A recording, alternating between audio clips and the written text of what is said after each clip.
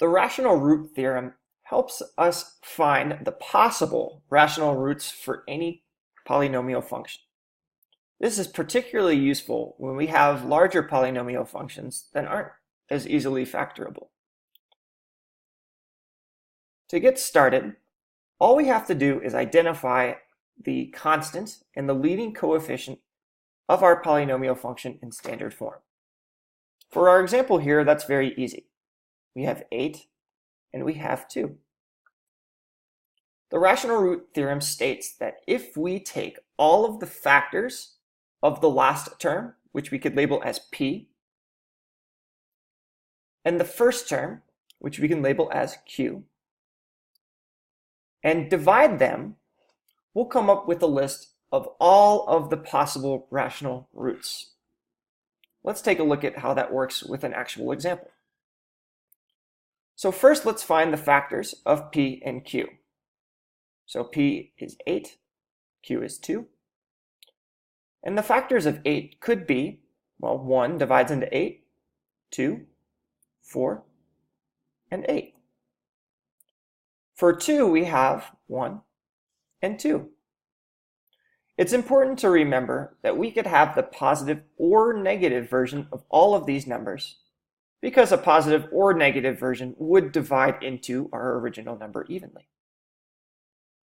To find the possible rational roots, next we should divide all of the p's by all of the q's, showing all of our combinations. Let's start with 1. So if we take a p of 1, well, we could divide that by either 1 or we could divide that by 2. Don't forget that we could have the positive or negative version of both of these. Let's take a look at our next p, which is 2. Well, we could take positive or negative 2 divided by 1, or positive or negative 2 divided by 2. Let's take a look at 4. So for 4, we could have positive or negative 4 over 1, or positive or negative 4 over 2.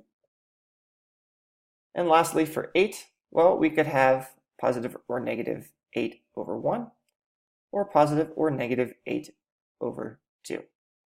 And voila, we have a list of all of the possible rational roots that we could have for our x in our g of x equation. Wow, that's a big list. Lastly, let's make sure we can simplify this list, make it look a little bit neater. This is quite simple to do. Remember, anytime we have something divided by 1, well, we can just write that as a whole number, positive or negative 1. Okay, I can do that again here, so we'll make that positive or negative 2.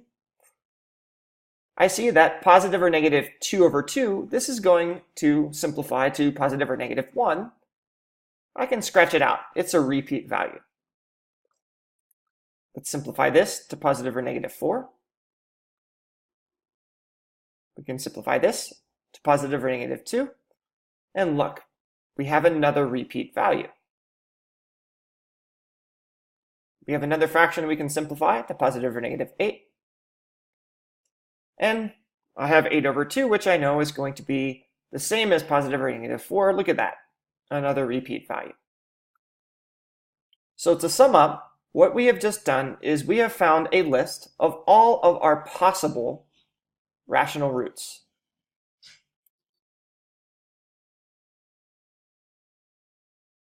It's best to go ahead and put this list in order from least to greatest.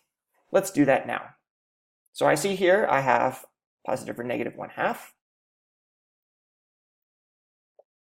I have positive or negative 1.